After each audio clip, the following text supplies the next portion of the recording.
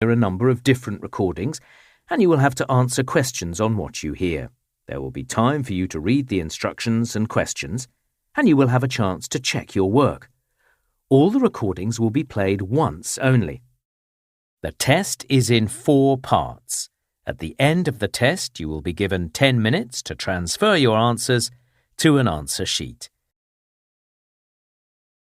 Now turn to part 1. You will hear a new student, Stefan, talking to an assistant, Anna, at the student union about his membership. You now have 30 seconds to read questions 1 to 6.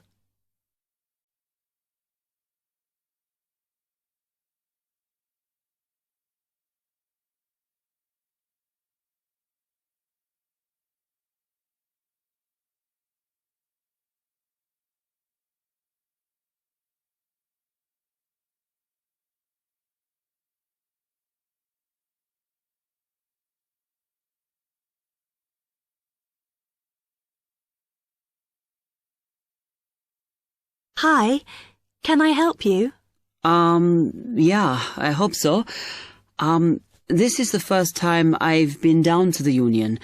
I'm a new international student, and I just wondered what to do. Oh, right. Well, normally we ask international students to fill out this form, and we put your details on the wall by reception. Then other students can contact you. It's a way for everybody to get to know each other. It can be a bit lonely otherwise. Oh, I see. What's your name? I'm Anna, by the way. It's Stefan Unger. OK, well, just write that there, next to name, and then fill in the rest. Right. What does it mean, degree program? Oh, just if you are an undergraduate or a postgraduate. Or maybe you're just here for a short course? I'm a postgraduate. Do I need to say what in? Not really. It's too much detail. But you should put your department, so people who have the same interests or problems as you can get in touch. So I'm studying marine construction, so for department, do I put down the science faculty then? Just your actual department. That must be engineering, no? Oh, I see, yes. Then if you list what you like doing in your free time, not that we ever get any when we're studying, and maybe you can meet up with someone socially, or to join a club or something. Well, I like lots of things. Shall I just list them?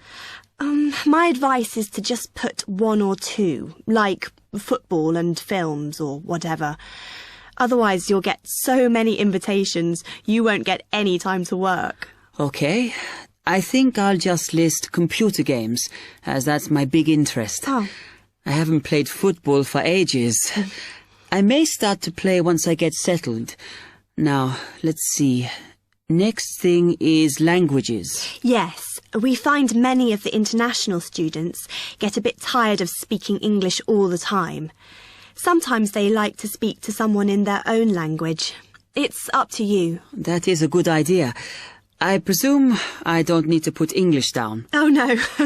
I put Italian and French. I can only speak German, my mother tongue. OK, well, that's fine. Just put that. What does accommodation mean? Is that my address?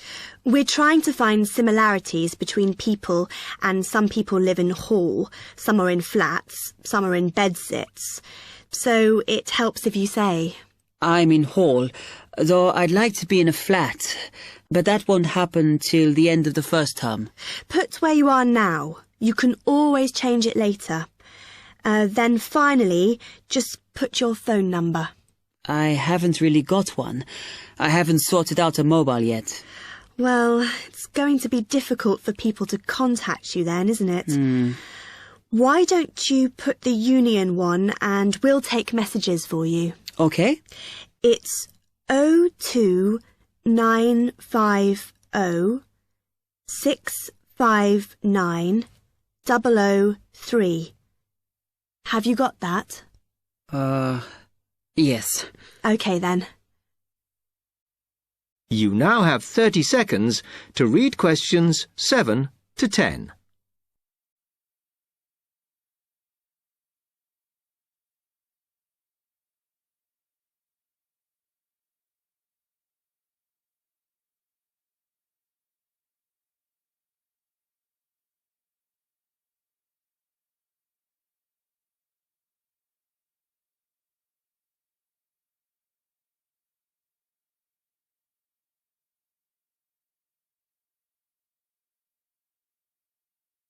Oh, I had a couple more questions about the services you've got here. It says there's a photocopier here. Yes, you need to get a card from the shop, and then it's available to all students in the mornings. The union uses it after 1 p.m. Okay. I see also the union organizes loads of events. Are they always held here in the union building? It looks big enough. If you're interested in something, you should check the poster or our website. In fact, we normally use the Round Theatre, opposite the conference centre for most events, because the sound system is better. Right, I'll do that. Also, I wanted to hire a van. Can I do that through you? No. You need to present a case, really. They're not just available for hire to anyone. The president said we have to limit who is allowed to hire them. The person you need to see is the transport secretary. She's on the 2nd floor. Okay, thanks. The other thing is, are all the discounts we get with our union card listed on the back of the card? I thought there might be more. No, that's it, I'm afraid. Mainly books, clothes and music. Though we are currently negotiating to get one on newspapers, so that should be valid from next term. Okay, thanks a lot for your help. That is the end of Part 1. You now have 1 minute to check your answers to Part 1.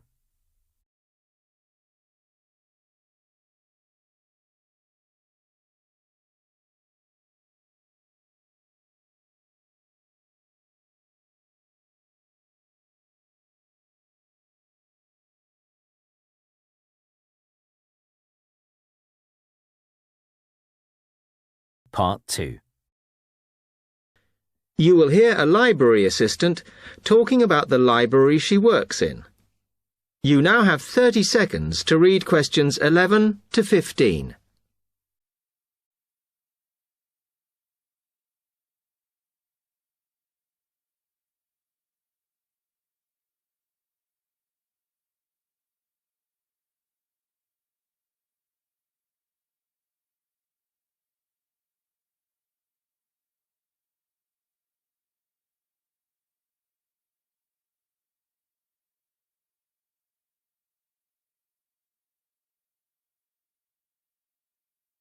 Hi, can I help you?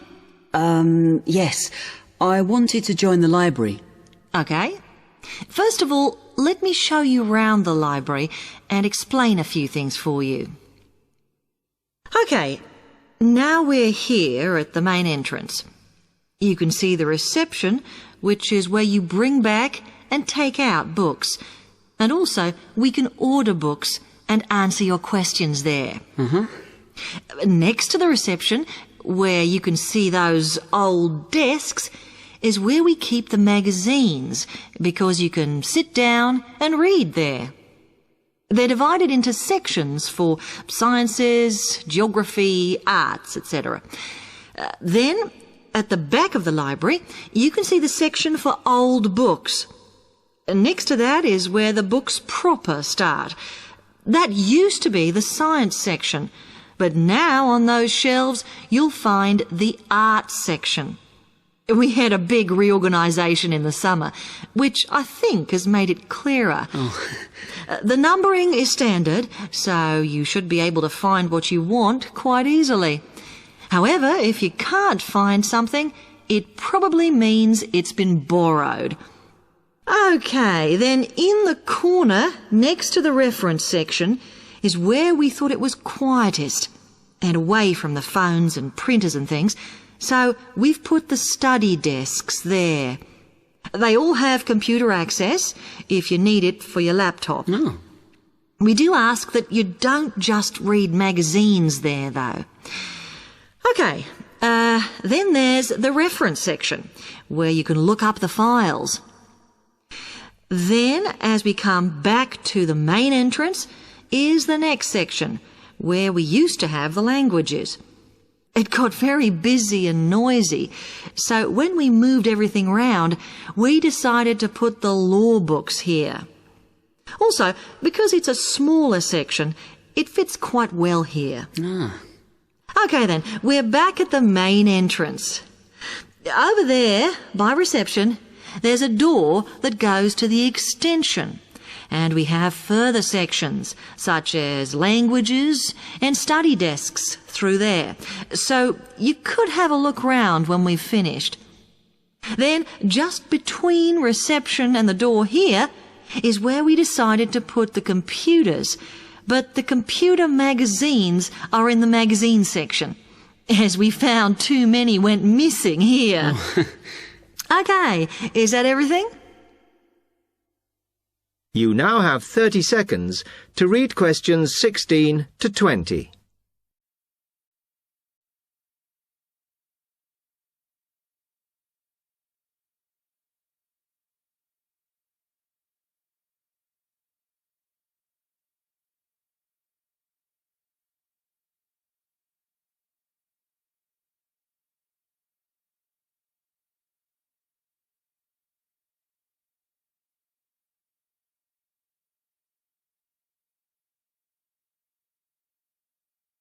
That's great, thanks.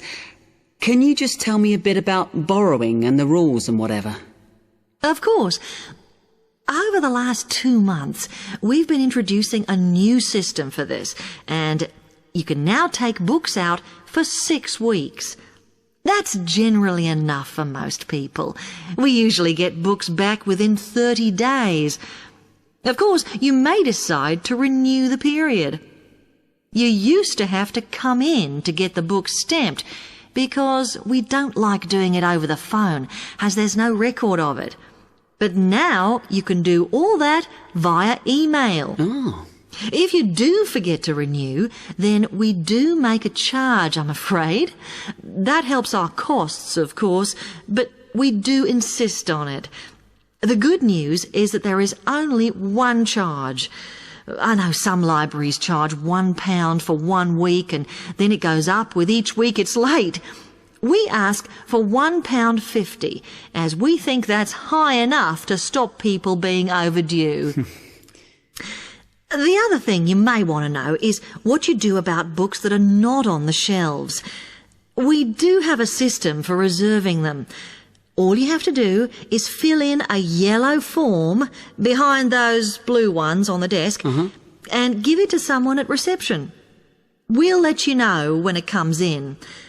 Also, sometimes you'll need a journal article that we don't have but can get from other libraries. So we offer an ordering service if you need it. Now, if you'd like to fill in this form here. That is the end of Part 2. You now have half a minute to check your answers to Part 2.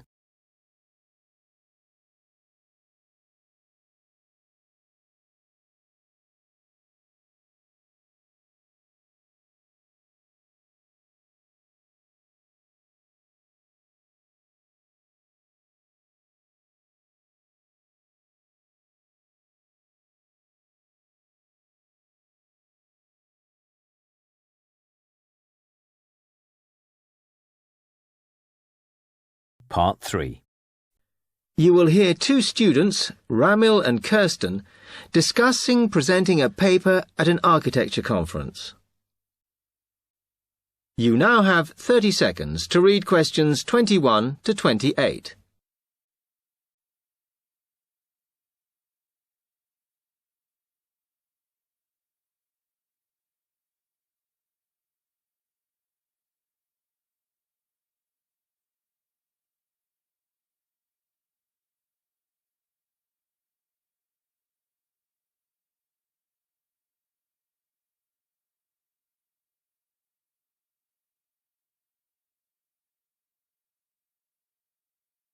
Hi, Kirsten. Have you heard about that architecture conference in Oxford at the end of the year? Yeah, I saw the leaflet on the notice board. As it's my final year, I ought to try giving a paper, but I've got no idea how to go about it. Oh, I think you should go for it. I did one last year. It's quite straightforward. First of all, you need to see what the conference themes are. You know, what topics they are covering. You can do that by looking it up on the website. You need to submit a paper that falls into one of the categories they give you. Oh, that may give me some ideas. Then, while you're doing that, you should also have a look at the information on how to submit your paper. The rules, if you like, such as the length. It's important you follow those. I see. And then I suppose the next stage is to start writing it up. I'd like to use it as an opportunity to propose some future work, but I understand it must be based on current work. Still, there's plenty to choose from. It makes sense to do something that I'm more familiar with. Yes, and the other thing is, when you've written it up, then go back and look at your data carefully and make certain that you've presented it in a format that is standard for your subject. Remember, people have to absorb information very quickly while they're listening. Don't make it too complicated. Okay, well, I reckon that'll take me about a month to get that sorted. Then the next thing I have to do, I guess, before I send it off to the conference organizer, is give the whole thing to the events officer, so that he can look through it and see if it all makes sense and is okay. Yeah. Remember to warn him that it's en route, so he can fit it into his schedule. Oh. Then you're done, really. All you have to do after that is to go through it and sort out any changes you need to make. Then finally, you can submit it. You can do that online. Phew, good. Then I just wait to hear, I suppose. How long does that take? It depends, but usually about 6 weeks. Oh. When you hear if your paper has been accepted, then at that stage, it's worth giving them a list of any technical things you need when you actually give the talk. A screen or video players or that sort of thing. Okay, but that's a long way off. And I know that if my paper is accepted, then at that stage, I have to give them a short text about myself and my academic background, so that they can put it in the brochure. Famous at last. Yeah. You now have 15 seconds to read questions 29 to 30.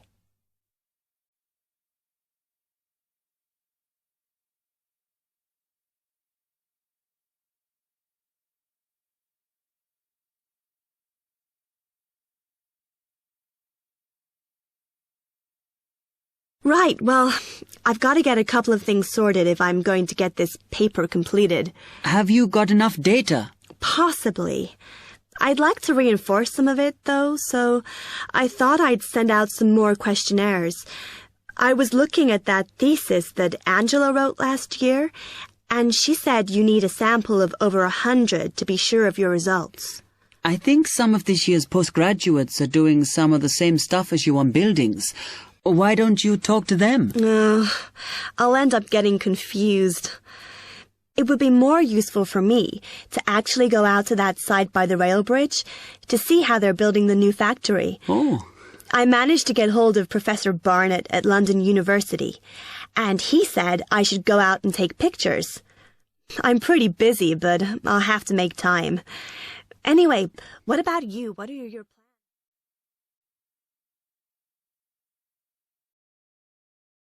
That is the end of Part 3. You now have half a minute to check your answers to Part 3.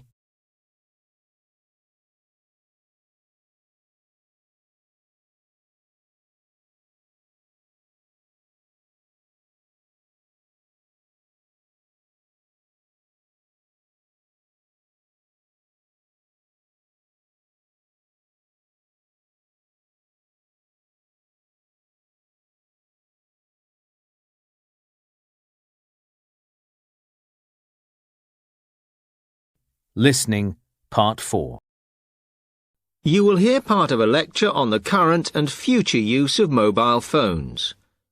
You now have 30 seconds to read questions 31 to 35.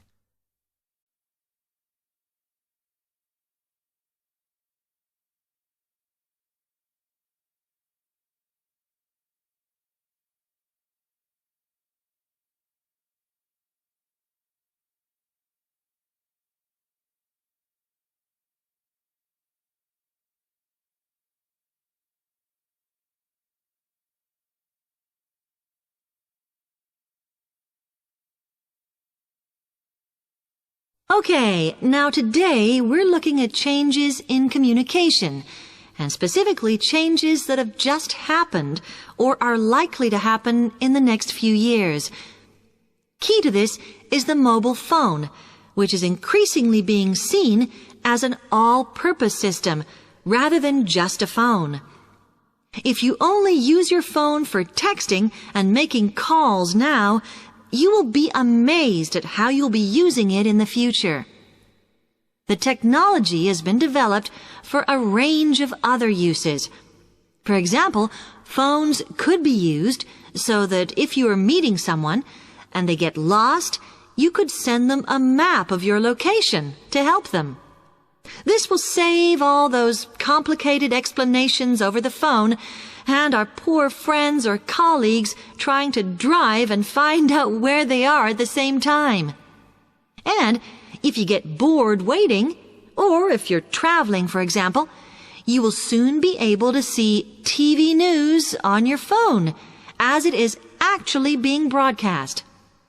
This means that you won't have to miss any of your favorites if you were away for a few days. Most people have got used to texting now, and young people send pictures to each other. But what is exciting is the possibility of putting music with them before you send them. And it's not all frivolous.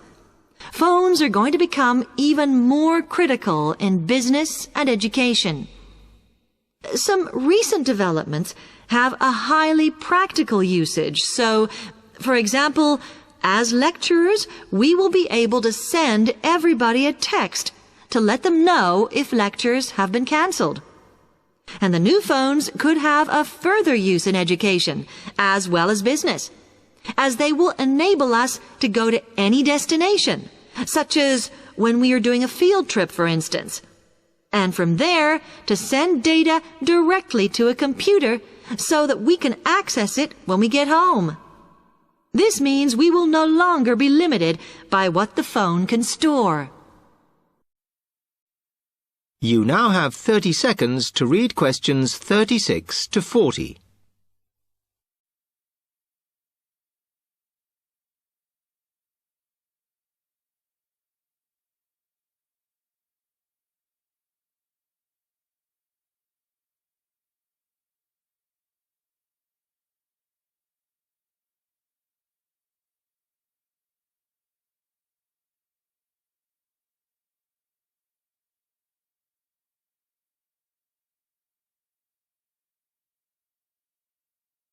And it's interesting to look at the different ways that men and women use phones now, as that does affect how the technology will develop.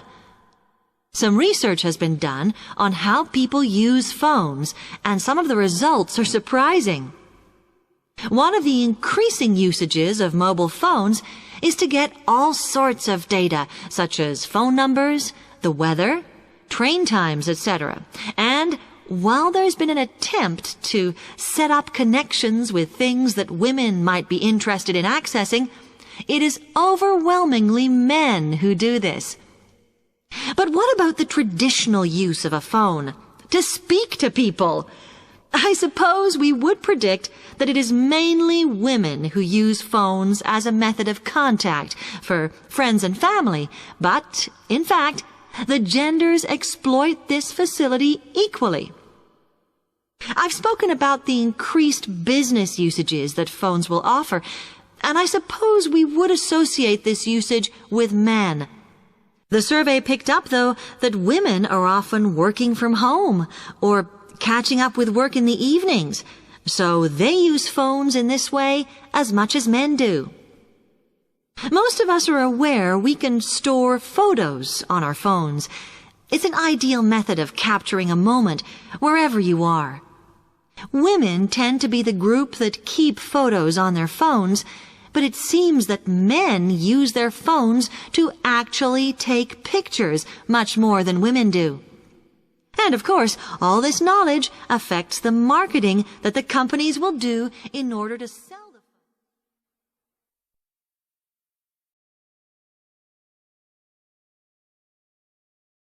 That is the end of Part 4. You now have 1 minute to check your answers to Part 4.